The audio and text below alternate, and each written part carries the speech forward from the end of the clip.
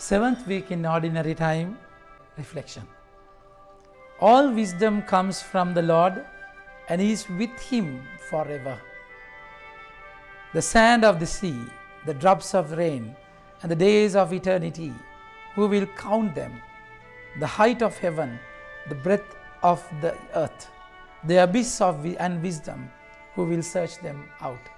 My dear friends, this wisdom is personified. This wisdom is Jesus. There is no one wise than the Lord Himself. And we find in the Gospel today, at the time when Jesus came down the mountain with Peter and James and John. Now they were in Tabor, experienced a divine revelation, encounter, and they come down. It's important that you always come down to the valley from the mountain. Without the mountain, there is no meaning in the valley. But then without the valley, there is no reason in the mountain. You climb the mountain to come down the valley. You get the power from above to deal with the situations in the ground. And they saw a great crowd around them and scribes arguing with them. And immediately all the crowd, when they saw him, were greatly amazed and ran up to him and greeted him. Now, it is a commotion where all the people have messed up. Disciples couldn't heal a person, and when you are in the mountain, sometimes we depend on people, depend on things, and we lose the track of it. Now, Jesus has to be there, but then remember, it's a process of maturity. If Jesus was there, nothing would happen. Everything would follow, it would go smoothly. That's exactly what Martha and Mary said. Lord, if you had been here, my brother could have not been dead. But then for us, it's a process of maturity. We have to be perfect in the journey. Not simply we go through, but then we have to grow through the situations. So God will let us be alone. God will strand us. He's not in the scene sometimes. So there only we learn how to deal with things, with the things that He has taught us. And He asked them, what are you arguing about with them? And someone from the crowd answered, Teacher, I brought my son to you, for he has a spirit that makes him mute.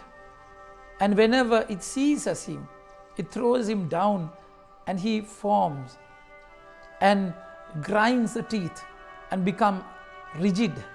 So I asked your disciples to cast it out, and they were not able. My dear friends, they are still learning. Of course, in the Acts of the Apostles, we find how the shadow of the disciples healed the people. Some they took a few clothes and applied it in the skin of the disciple, and they got it and they placed it on the wounded person, and they were healed. So that kind of power they experienced. But then they are in the process of learning. They could not. Sometimes it's very discouraging, isn't it? That when you fail, when you fall and fail, but then it's a process of learning.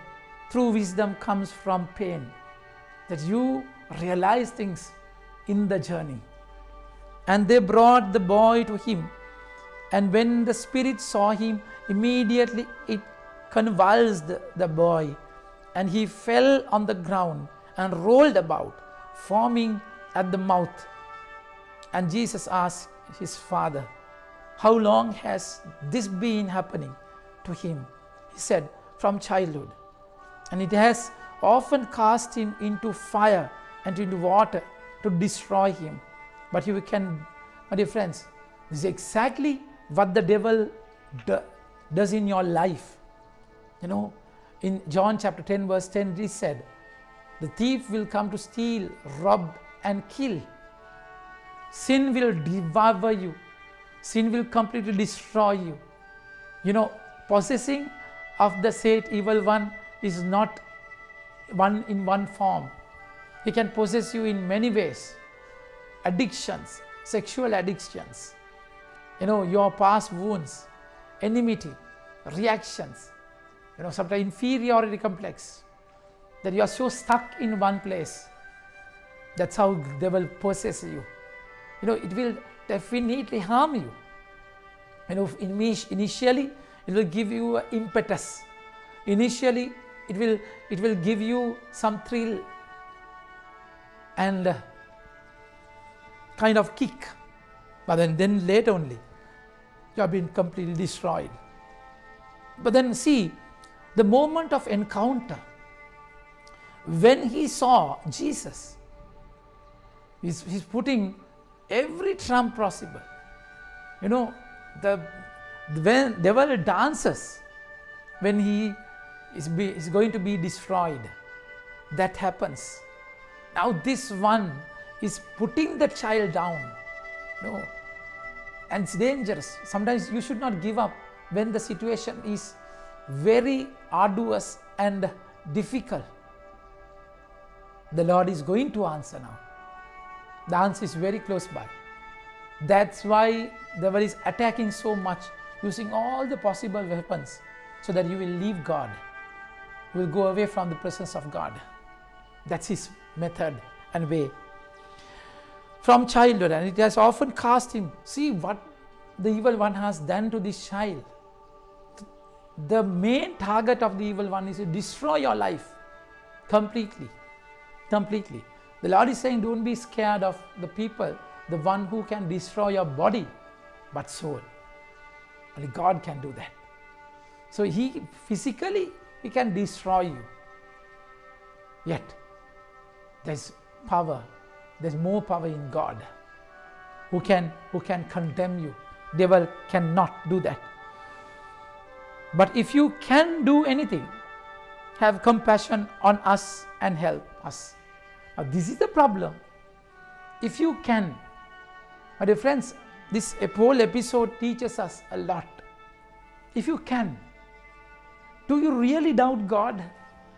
Do you really believe that your God is bigger than your problem? Do you really believe that He can heal you?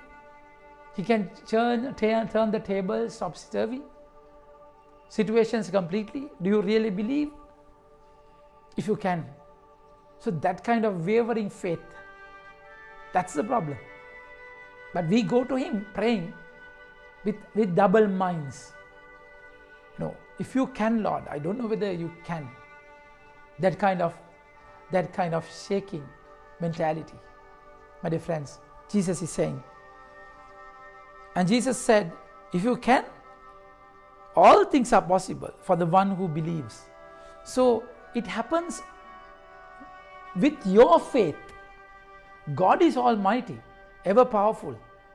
God is omnipotent. He can do anything. But then to the extent that you believe, if you say if you can, to that limit you are being blessed. But if you really strongly believe, when like the woman, Canaanian woman, she said, Lord, even the dogs would eat what falls from the table of the children. That kind of faith. Never give up. Never give up. Hold on to the Lord. And the more you open, more will be given. That's according to your faith. Then he says, and then we saw the crowd. If you can, are possible. All things are possible for the one who believes. Immediately the father of the child cried out and said, immediately the father of the child said, I believe, help my unbelief. This is one of the strong prayers. If you can't believe, even the answer for your unbelief is with the Lord. He's praying to God, help my unbelief. That should be our prayer. Finally, I command you, come out of him and never enter him again. And after crying out and convulsing him terribly, it came out, and the boy was like a corpse, so that most of them said, he is dead. But Jesus took him by the hand and lifted him up, And he arose. And when he had entered the house, his disciples asked him privately, "Why could we not cast it out?" And he said, "This kind cannot be driven out by anything but prayer." My dear friends, lot to learn from this. Pray, climb the mountain, come down, deal with the devil, and have faith. Never doubt the mighty power of God. Amen. May God bless you.